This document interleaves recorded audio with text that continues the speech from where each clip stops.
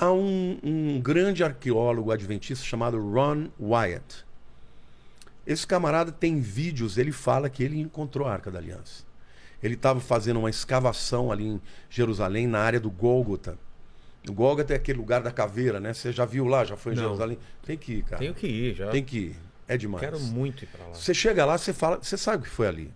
Porque Gólgota significa lugar da caveira. Você chega lá, você vê a caveira. É impressionante.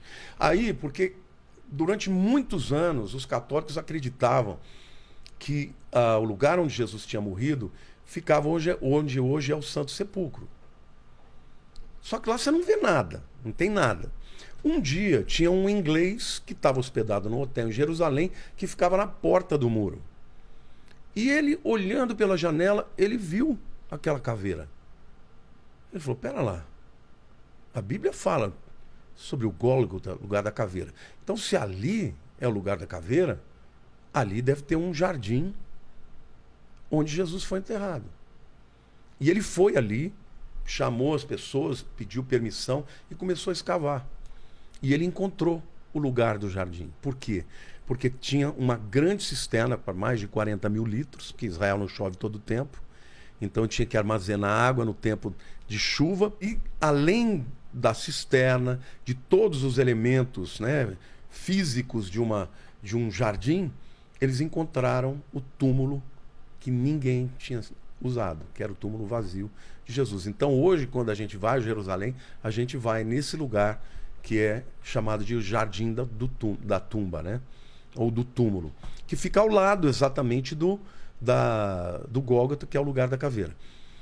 Mas isso, para te responder, às vezes eu dou umas voltas, mas Não, isso vamos. tem que, para você entender o que o Ron Wyatt falou. Ele estava escavando ali, porque ele dizia que ele acreditava que Jesus teria sido crucificado ali e que deveria ter alguma evidência da arca. Por quê? Por quê? Porque aonde que no dia do Yom Kippur, que era um dia por ano, tá? O sumo sacerdote, ele pegava sacrifícios de animais, de bodes, de touros, e ele ia até os Santos dos Santos. Porque o templo ele era dividido, o templo era dividido em átrio exterior, né, onde ficavam os gentios, depois tinha o pátio das mulheres, depois tinha o pátio dos homens, aí você tinha uma escadinha onde tinha o altar do sacrifício, e aí entrava dentro da casa mesmo, o primeiro, vamos dizer, cômodo era o lugar santo, onde os sacerdotes entravam todos os dias para trocar os pães da proposição, para acender a luz da menorá e tudo. Mas aí tinha um véu pesado e lá dentro tinha os Santos dos Santos. Então, tinha o altar, uma parte que era o santo. Lugar santo. Lugar santo. E o Santo do Santo era o lugar mais santo. Mais santo, mais interior. E somente o sumo sacerdote podia entrar. E não era qualquer dia. Era uma vez por ano. Eles tinham tanta convicção de se alguém entrasse sem estar purificado morreria, que o sumo sacerdote ele entrava com uma corda. para alguém puxar ele. Se ele morresse. E ele tinha um monte de sinetes, né, na orla dos vestidos dele, porque eles ouviam o barulho. Tlim, tlim, tlim, tlim, tlim. Se parou, Foi alvejado. eles puxavam, porque eles não podiam entrar. Bom, estou dizendo isso para te explicar que quando o indivíduo estava lá no Monte das Oliveiras, ele via até lá. E quando Jesus morreu na cruz, o véu do templo foi rasgado e dava para ser visto. Agora, o Ron Wyatt... Rasgado literalmente. Rasgado de cima a baixo. Porque hoje todos nós podemos entrar nos Santos dos Santos através do sangue de Jesus, como diz Hebreus, né? Temos, pois, intrepidez para entrar nos Santos dos Santos pelo novo e vivo caminho que é o sangue de Jesus. Isto é, pelo véu que é o seu corpo. Então, Jesus foi rasgado e o seu sangue foi derramado para que nós pudéssemos ir até os Santos dos Santos. Tudo isso pode explicar o quê? Que o sumo sacerdote, ele ia até lá dentro e botava o sangue na tampa da arca, que é chamada de propiciatório. Que sangue? O sangue dele? O sangue não, o sangue bodes, porque tinha o bode expiatório, tinha o bode sacrificial e tinha também os touros, né? Ele ia lá, derramava o sangue na tampa. Quando Romanos fala de propiciação, está falando desse propiciatório. Era jogar o sangue, aspergia no pé, tudo. Porque quando Deus olhava, ele não via os elementos, que isso é uma coisa que a gente pode falar depois, mas eu não quero deixar de responder sobre a questão da arca. Então o Ron White dizia o seguinte: se o sangue do animal era depositado na tampa da arca para expiação, eu acredito que o sangue de Jesus, quando morreu na cruz, ele penetrou a terra e ele caiu na tampa da arca. Então ele foi cavando, ele pediu permissão, isso está no YouTube, ele pediu permissão de escavar. Onde seria debaixo do Gólgota. E ele foi baixando, até que ele encontrou um lugar como se fosse um lugar onde tinha uma marca, como se fosse algum lugar onde você tivesse uma marca onde você pudesse colocar uma cruz, firmar uma cruz. Sei. E aí ele continuou indo mais fundo. E ele disse que quando ele foi até o mais fundo, ele encontrou a Arca da Aliança. E cadê? Então, o que aconteceu? Ele estava usando alguns trabalhadores que não eram cristãos e nem judeus.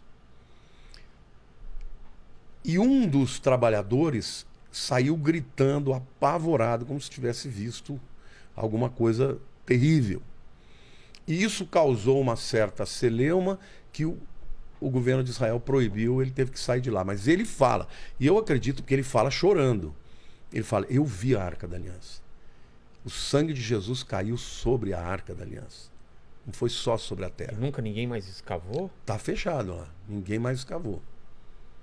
Mas existe algum impedimento de... Não, o governo de Israel proibiu. Então, por que você acha que acontece isso? Então, alguns acreditam que o rabinato já sabe que a arca está lá, mas eles estão esperando construir o templo para trazer. Entendeu? Outros dizem que que está na Etiópia, e outros até afirmam que quem levou foi Nabucodonosor e que nunca voltou. E que eles vão ter que fazer uma nova arca como fizeram todos os outros. Eu não sei se por romantismo, eu gosto de acreditar. Que está lá debaixo da Gólgota. Procura lá depois. Vou ver. Ron White. Te mando. É lindo. É assim, o vídeo a imagem não é bonita, porque é muito antigo, mas Mas qual é o simbolismo da Arca da Aliança? A Arca da Aliança... finais. Boa pergunta. Era o que eu falei. Guarda um pouquinho que eu vou te mostrar depois. Dentro da arca tinha alguns elementos. As tábuas da lei. Sabe quando Moisés desce do monte e ele encontra o povo lá fazendo maior bezerro de ouro, aquele bebendo, prostituição. Augusta, baixa Augusta lá. O que ele fez? Ele quebrou. Ele quebrou as tábuas? Jogou no chão. Aquelas primeiras foi Deus que escreveu com o dedo dele. A segunda, Deus falou para ele: você quebrou? Você vai ter que escrever com a sua mão. Então a segunda foi ele que refez. Que refez. Escreveu lá, carved, né? Como é que é? Esculpiu. Bom, as tábuas da lei são a comprovação do quê? De que o homem pecou. Porque quando Moisés subiu e o povo sabia que Deus ia falar com ele, o povo falou: o que Deus nos mandar fazer, nós faremos. Qual é o primeiro mandamento? Não terás nenhuma imagem perante outros deuses perante mim. Não farás para ti imagem, escultura. Quando ele chega lá embaixo, Moisés, a primeira coisa que eles tinham falado que eu cumpri, não cumpri. O segundo elemento que tinha lá era a vara de Arão, que floresceu. Porque aconteceu uma outra coisa também. Quando Deus estabeleceu que Arão, o irmão de Moisés, seria o sumo sacerdote e toda a sua família, alguns líderes das tribos falaram: por que ele e não nós? Qual a diferença dele? Você escolheu porque ele é teu irmão. E Moisés falava, não, foi Deus que mandou. Ah, não concordo, não concordo. E Deus falou para ele, então você vai fazer o seguinte, você vai mandar cada um dos líderes de tribo, né, das 12, dar o seu cajado. E vocês vão colocar, você, Moisés, vai colocar esses 12 cajados dentro do tabernáculo. E deixa passar a noite. No dia seguinte você vai lá e pega. Ele fez isso, o pessoal colocou. Quando ele pegou os 12 cajados, todos estavam iguais. O de Arão tinha brotado folhas de amendoeira. Ou seja, eles reconheceram que Arão era a escolha de Deus. Então, o segundo elemento que estava ali era uma comprovação de rebelião espiritual contra a autoridade que Deus estabeleceu. E o terceiro era um pote do maná. Você sabe o que a palavra maná significa? Eu nunca entendi direito. Ma é o quê? Maná é o que é isso? Ah, é? É. Mazé. Você pode falar no hebraico. Mazé ou maná. Que é isso? Que é isso? Por quê? Porque de repente eles começaram a ver um negocinho que caía no chão. Eles, o que é isso?